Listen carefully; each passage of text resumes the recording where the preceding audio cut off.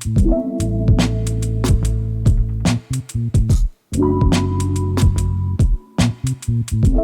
के इस लेक्चर में हम बात करेंगे कम्युनिटी हेल्थ नर्सिंग में कुछ बेसिक टर्मिनोलॉजीज की जो कि यूज में आती हैं और उनको समझना है हमको आज के इस लेक्चर में। जैसे कि मेरा टॉपिक है बेसिक टर्मिनोलॉजीज इन कम्युनिटी हेल्थ नर्सिंग।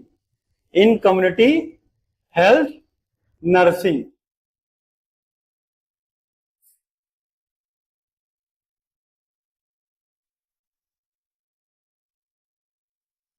तो इसमें हम डिस्कस करते हैं, जो फर्स्ट टर्मिनोलॉजीज को हम डिस्कस करेंगे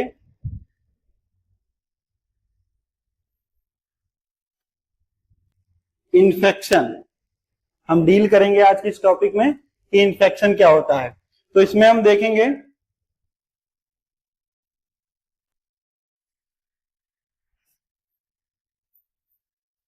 foreign body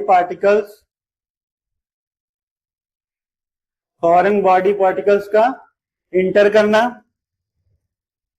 foreign body particles का इंटर करना इनटू द बॉडी में क्या करना, इंटर करना, और उसके बाद क्या करना, मल्टीप्लीकेशन करना।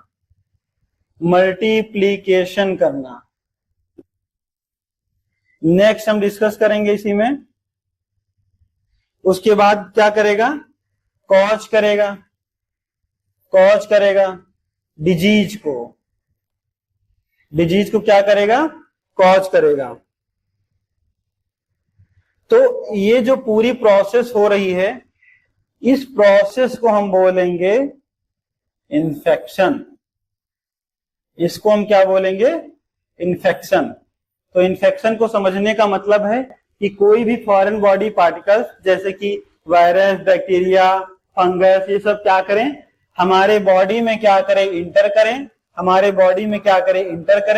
और इंटर करने के बाद अपनी जो इनकी नंबरिंग है तो उसको क्या करें, डिवाइड कर लें, ग्रोथ हो जाए, बढ़ा दें, अपनी जनसंख्या को क्या करें, बढ़ा दें। बढ़ाने का मतलब उनमें मल्टीप्लिकेशन हो जाए। जैसे समझेंगे 2, 2 से 4, 4 से 6, 6 से 8, तो मतलब ये 1 से लेकर 20 नंबर में कन्वर्ट हो जाना, 20 फॉर्म में कन्वर्ट हो जाना, मल्टीप्लिकेशन हो जाना, अपनी जनसंख्या को बढ़ा देना।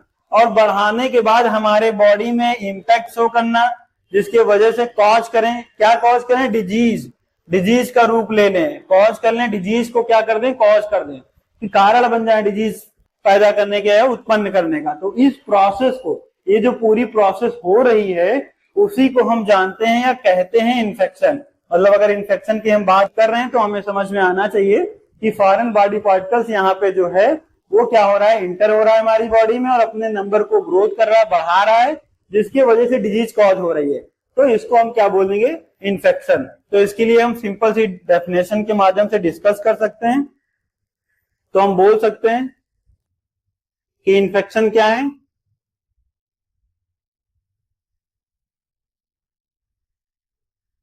Lodgement and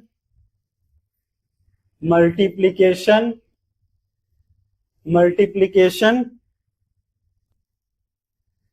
agent into the body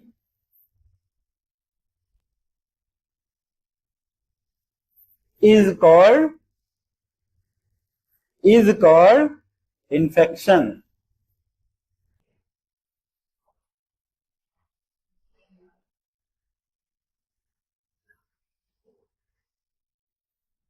तो यहां पे जो टर्म यूज हुआ है, लॉजमेंट का मतलब होता है कि ठहरना, या जैसे कि हम ट्रायंगल में, एपिडेमियोलॉजी ट्रायंगल में हम बात करते हैं होस्ट की। किसकी बात करते हैं, होस्ट की, एजेंट की और इन्वायरमेंट की हम बात करते हैं। तो यहाँ पे एज अ होस्ट क्या काम वर्ड यूज लिया गया है, लॉजमेंट। मतलब कोई भी फॉरेन बॉडी पार्टिकल्स क्या करेगा, ठहरेगा, ठहरने के बाद क्या करेगा, या वहां पे, या ऐसा स्पेस जहां पे वो ग्रो कर रहा है, या ऐसा स्पेस जहां पे वो ग्रो कर रहा है।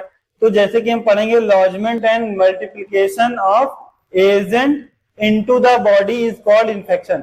मतलब लॉजमेंट हो रहा, जो एजेंट हैं, जो पॉजिटिव एजेंट हैं, यहाँ पे हम बात कर लेंगे जो पॉजिटिव एजेंट हैं, जो पॉजिटिव एजेंट हैं वो क्या कर रहे हैं, ठहर रहे हैं हमारे बॉडी के अंदर, कहां पे, इनटू द बॉडी, हमारे बॉडी के अंदर पॉजिटिव एजेंट का। एक बार फिर समझेंगे कि हमारे बॉडी में पॉजिटिव एजेंट का हमारे बॉडी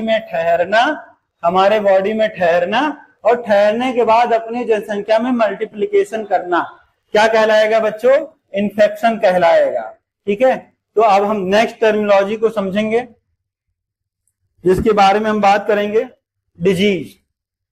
कॉमन सा वर्ड है, हमेशा हम लोग सुनते हैं कि डिजीज क्या होता है। तो डिजीज को समझने के लिए हम बात करेंगे कि जब भी impairment in the normal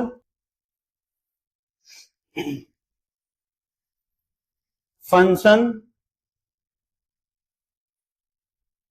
of body is called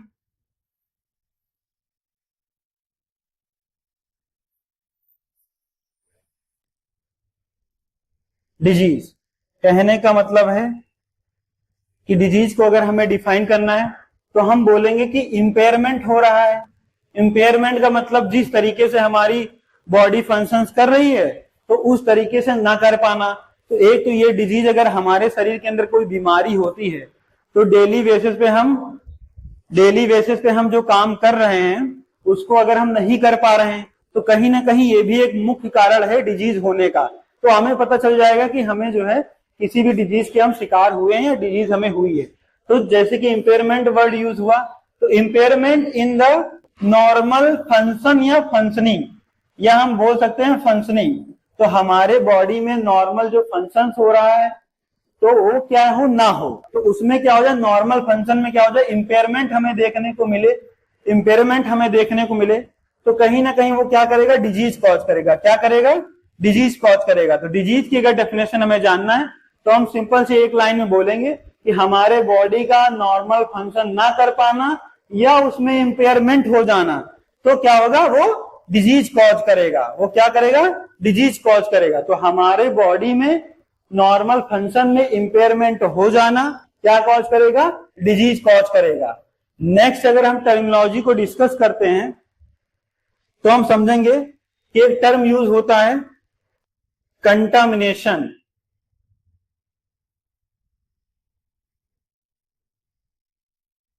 एक टर्म यूज होता है कंटामिनेशन। तो कंटामिनेशन में हम समझेंगे कि जैसे कि हम कंटामिनेशन में जानते हैं कि कोई भी, जैसे कि हम बात करते हैं वाटर कंटामिनेशन, फूड कंटामिनेशन, या फूड जो है अनहाइजीनिक है, तो ऐसे टर्म के लिए हम क्या यूज करते हैं, कंटामिनेशन वर्ड का यूज करते हैं। तो इसको हम समझेंगे कि जब भी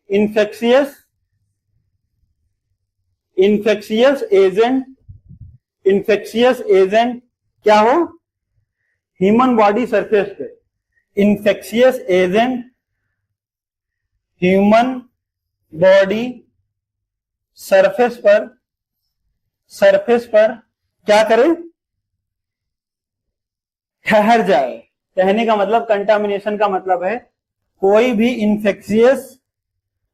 इन्फेक्शियस एजेंट, जैसे कि हमने बताया माइक्रो ऑर्गेनिज्म हो गया, पैथोजेनिक हो गया, पैथोजेंस हो गए, और वायरस बैक्टीरिया जो इनमें काउंट हम करते हैं इनको। तो अगर पार्टिकुलर की बात ना करें, हम माइक्रो ऑर्गेनिज्म बोल दें, तो वो क्या करें, हमारे बॉडी सरफेस पर या फिर जिन चीजों को हम यूज में ले रहे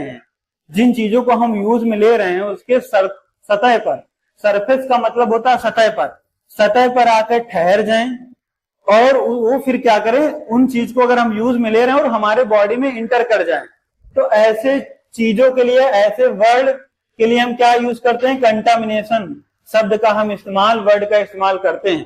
कहने का मतलब है कि इन्फेक्शियस एजेंट ह्यूमन बॉडी के सरफेस पर क्या करें, ठहर जाए, है ना, ग्रो करे, फिर वो क्या करे, हमारे बॉडी में एंटर कर जाए, तो वो क्या कहलाएगा, ऐसी चीजें कंटामिनेशन में काउंट की जाएंगी।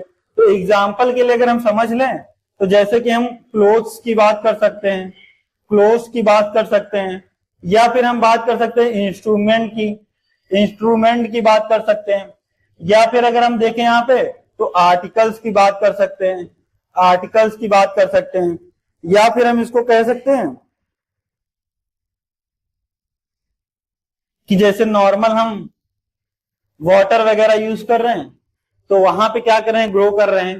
तो जैसे कि हम बात करें कि कपड़ों पर, इंस्ट्रूमेंट पर, आर्टिकल्स जो हम हॉस्पिटल में यूज कर रहे हैं उनको, उनके ऊपर क्या हो रहा है, इनका ग्रो हो जा रहा है, ये ठहर जा रहे हैं।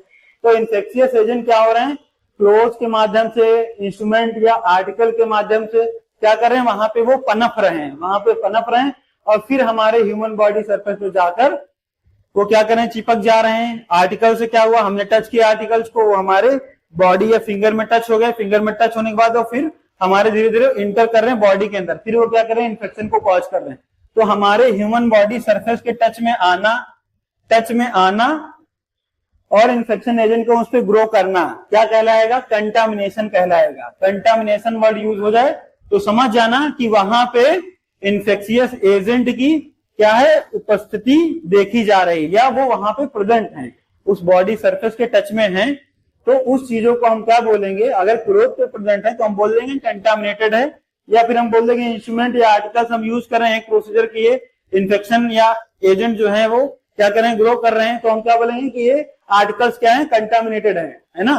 तो इसको इन्फेक्ट करो या स्टरलाइज करो, स्टरलाइजेशन मेथड से इसको क्लीन करो।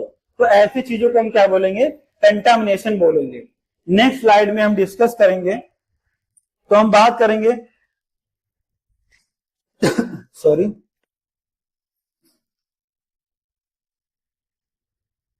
तो हम बात करेंगे कम्युनिकेबल डिजीज की।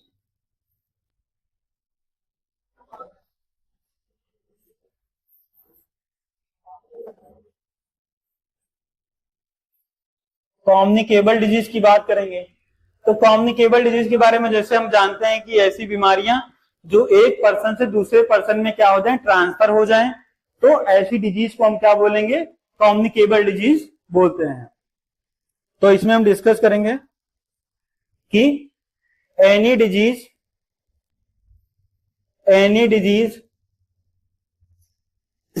Sorry which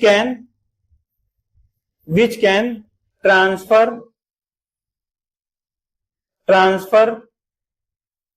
from one person to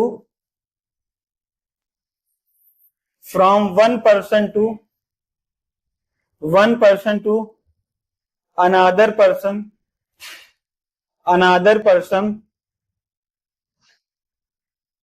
is called communicable disease।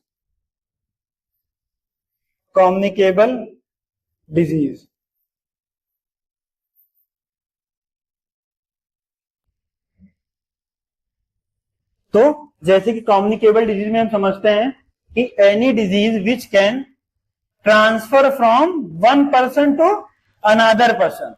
तो any disease which can transfer from one person to another person, कहने का मतलब है किसी एक विशेष व्यक्ति को कोई बीमारी हुई है, उसके जरिए से वो बीमारी दूसरे बंदे के अंदर या दूसरे व्यक्ति के अंदर ट्रांसफर हो जाए, ऐसी बीमारियों को या ऐसे प्रोसेस को हम क्या बोलेंगे, कम्युनिकेबल डिजीज बोलेंगे। तो एग्जाम्पल के लिए हम समझ सकते हैं जैसे कि सॉरी मलेरिया। तो मलेरिया क्या है, कम्युनिकेबल डिजीज है। सबसे बड़ा अगर हम एग्जाम्पल समझेंगे इसमें तो हम बात करेंगे कोविड-19 की। जैसे कि हमने देखा कि छोटे स्तर से लेकर बड़े स्तर तक ही, वर्ल्ड वाइड तक ही स्प्रेड हो गया। तो ये क्या है, कम्युनिकेबल डिजीज में आएगा, जो कि क्या कर रहे हैं कि किसी एक व्यक्ति के वजह से दूसरे व्यक्ति में वो डिजीज ट्रांसफर हो जा रही है। तो ऐसी बीमारियों को हम कम्युनिकेबल डिजीज बोलेंगे। तो नेक्स्ट लेक्चर में हम बात करेंगे नॉन कम्युनिकेबल डिजीज की। नेक्स्ट लेक्चर में हम बात करेंगे नॉन कम्युनिकेबल डिजीज की। नॉन कम्युनिकेबल डिजीज की। तो इसमें हमें समझना है कि अगर नॉन कम्युनिकेबल डिजीज की बात हो रही है तो हम समझ जाएंगे कि any disease which cannot transferred from one person to another person is known as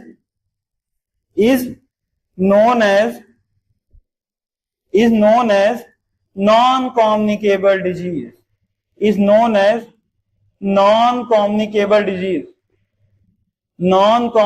disease. तो इस स्लाइड के माध्यम से हम समझेंगे कि नॉन कम्युनिकेबल डिजीज क्या होता है। तो जैसे कि हमने डिस्कस किया कि any disease which can transfer from one person to another person is called communicable disease. अब यहां पे नॉन का मतलब हो गया नहीं, तो जो चीज कम्युनिकेबल में हो रही है वो नॉन कम्युनिकेबल में नहीं होगी। तो जैसे हमने ये बात किया कि any disease which can not transfer from one person to another person, तो किसी एक विशेष व्यक्ति में जो डिजीज है वो किसी दूसरे व्यक्ति में ट्रांसफर ना हो, ऐसी बीमारियों को हम नॉन कम्युनिकेबल डिजीज में काउंट करते हैं। तो एग्जाम्पल के लिए हम डिस्कस कर सकते हैं जैसे स्ट्रोक या बोल सकते हैं हार्ट डिजीज। तो ये ऐसी बीमारियां नॉन कम्युनिकेबल डिजीज में काउंट की जाती हैं।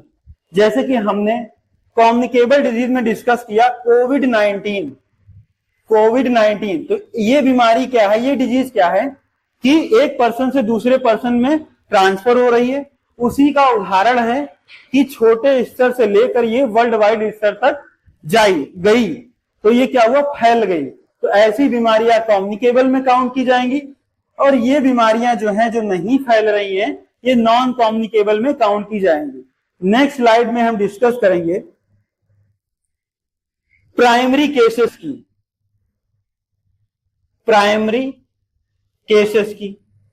तो प्राइमरी केसेस की हम बात करते हैं।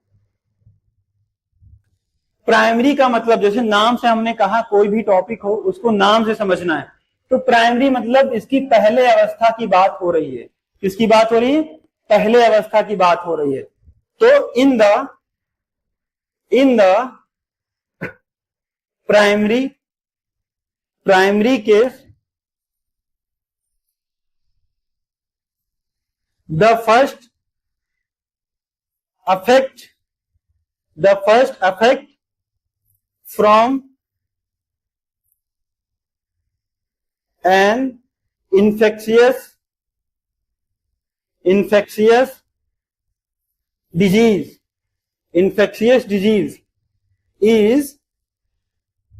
is called primary case. तो कहने का मतलब है कि जब भी प्राइमरी केस की बात होगी तो इसमें जिस पेशेंट की बात हो रही होगी वो डिजीज के संपर्क में पहली बार आया होगा। तो जैसे कि हमने लिख रखा है इसमें, in the primary case the first effect from an infectious disease, जिस भी पार्टिकुलर पर्सन की बात हो रही है वो डिजीज के कांटेक्ट में फर्स्ट टाइम आया होगा। अब यहां से क्या होगा कि जैसे कि हमने लेवल ऑफ प्रिवेंशन में पढ़ा था, primordial prevention, primary prevention, secondary prevention, तो उसमें हमने देखा था कि प्रीमोडियल प्रिवेंशन में क्या हो रहा था, ना तो रिस्क फैक्टर प्रेजेंट था ना तो डिजीज प्रेजेंट थी। और जैसे ही हम प्राइमरी प्रिवेंशन में आए उसमें क्या हुआ, रिस्क फैक्टर प्रेजेंट हो गया, डिजीज प्रेजेंट नहीं थी। अभी हम सेकेंडरी प्रिवेंशन की बात कर रहे थे, उसमें रिस्क फैक्टर और डिजीज दोनों प्रेजेंट था। तो कहने का मतलब है इसमें जो पेशेंट की बात की जाएगी वो डिजीज के फर्स्ट एक्सपोजर में आएगा। तो ऐसे प्रिवेंशन को या ऐसे केसेस को हम क्या करेंगे, प्राइमरी केसेस में डील करेंगे। नेक्स्ट हम डिस्कस करेंगे सेकेंडरी केसेस की। तो अभी जैसे हमने डिस्कस किया प्राइमरी केसेस को। अब हम डिस्कस कर रहे हैं सेकेंडरी केसेस को। तो जैसे कि हमने बताया, नाम से ही समझना है। तो प्राइमरी पेशेंट में हमने बात की, पेशेंट जस्ट एक्सपोजर में आया है डिजीज के। अब सेकेंडरी केस की बात होगी तो मतलब वही पेशेंट जब उसका क्लिनिकली रीजन पे डायग्नोसिस हो जाए, उसका डायग्नोसिस हो जाए, उस पेशेंट को हम सेकेंडरी केस में डील करेंगे। ऐसे पेशेंट को हम सेकेंडरी केस में डील करेंगे। तो इसमें हम समझते हैं, इसमें जो है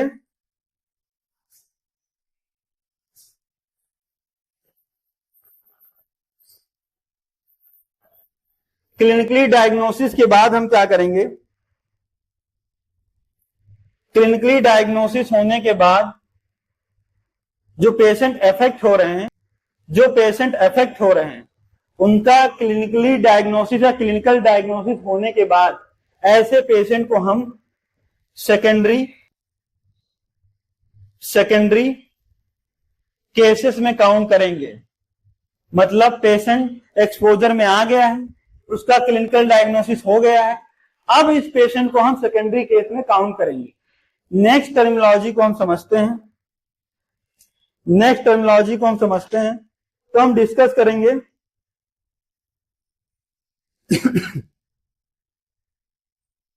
हम डिस्कस करेंगे पैंडेमिक।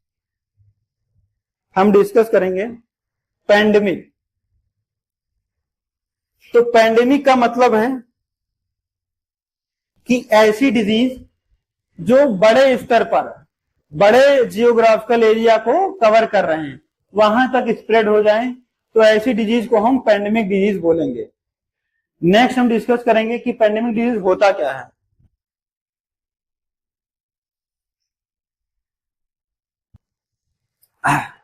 तो हम डिस्कस करेंगे कि पैंडेमिक जो वर्ड है ये डिराइव कहां से हुआ।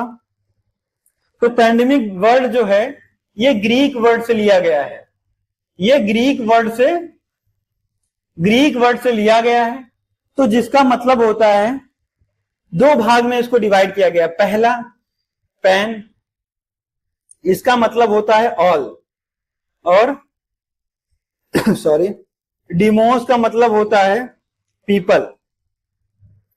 तो इसके क्लासिफिकेशन से हम समझ जाएंगे कि पैन मतलब ऑल, डिमोस का मतलब पीपल, यानी पैंडेमिक का मतलब ये होगा कि ऐसी डिजीज जो बहुत सारे लोगों को स्प्रेड कर जाएं और काफी लार्ज एरिया को कवर करें। तो ऐसी बीमारियां जब हो जाएंगी वो पैंडेमिक में कहलाएंगी। तो इसको हम डेफिनेशन के माध्यम से समझते हैं कि all disease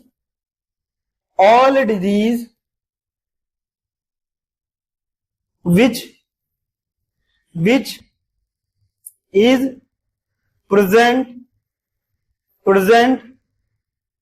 over large geographical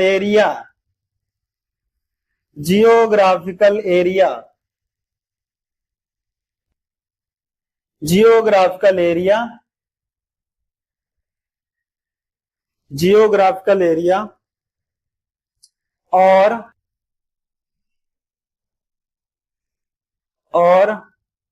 whole world at one time। कहने का मतलब है कि जैसे हमने बताया ग्रीक वर्ड से लिया गया, पैन का मतलब ऑल, डिमोस का मतलब पीपल, मतलब सारे लोगों में ये डिजीज हो जाना, काफी एरिया को कवर करना, तो पैंडेमिक में काउंट करेंगे। तो कहने का मतलब ऐसी सभी बीमारियां जो कि प्रेजेंट हों, पाई जाएं और लार्ज जियोग्राफिकल एरिया को कवर करें, ऐसी सभी बीमारियों को हम पैंडेमिक डिजीज में काउंट करेंगे। तो जैसे हमने बोल दिया कि, और बोल सकते हैं दूसरा डेफिनेशन के तौर पे कि whole world at one time, एक ही समय पर। ऐसा नहीं है कि यहाँ पे एक, जैसे कोविड इस टाइम पे इस जगह पे हुआ, फिर यहाँ खत्म होकर दूसरे जगह पे, एक ही टाइम पर दोनों जगह या बहुत सारी जगह पर लार्ज नंबर ऑफ एरियाज पर स्प्रेड कर जाए, स्प्रेड कर जाए, ऐसी डिजीज को हम बोलेंगे पैंडेमिक डिजीज। नेक्स्ट स्लाइड में हम डिस्कस करेंगे कि एंडेमिक डिजीज क्या होता है।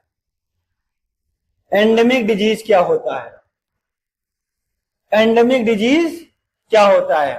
तो जैसे कि हमने बात किया कि ये भी वर्ड कहां से लिया गया है, ग्रीक वर्ड से लिया गया है, ग्रीक वर्ड से लिया गया है। इसका अगर क्लासिफिकेशन करें तो इन का मतलब इन और डिमोस का मतलब सेम रहेगा कि यहां पे लोगों की बात हो रही है। तो जैसे कि वो लार्ज एरिया में कवर कर रहा था, ये क्या करेगा, एक छोटे से जियोग्राफिकल एरिया में डिजीज क्या होगी, स्प्रेड होगी। डिजीज क्या होगी, डिजीज क्या होगी, स्प्रेड होगी, स्प्रेड होगी एक स्मॉल स्मॉल जियोग्राफिकल एरिया पे।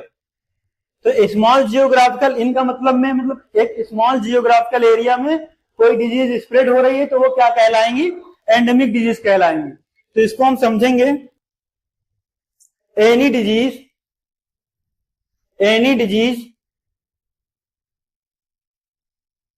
whose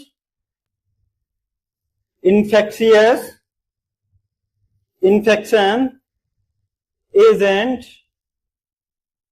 is always present in the fixed or small geographical area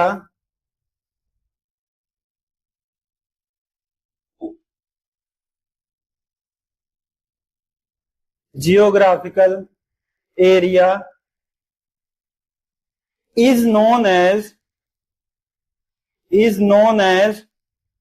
endemic disease। कहने का मतलब है कि ऐसी कोई भी डिजीज जो क्या करें, किसी एजेंट के थ्रू कॉज हो रही है, पॉजिटिव एजेंट के थ्रू इन्फेक्शन को कॉज कर रही है, और वो डिजीज ऑलवेज हमेशा जब भी हो एक स्मॉल जियोग्राफिकल एरिया में ही प्रेजेंट हो, एक फिक्स या स्मॉल जियोग्राफिकल एरिया में प्रेजेंट हो, ऐसी डिजीज को हम एंडेमिक डिजीज बोलेंगे। कहने का मतलब ऐसी डिजीज को हम एंडेमिक डिजीज में काउंट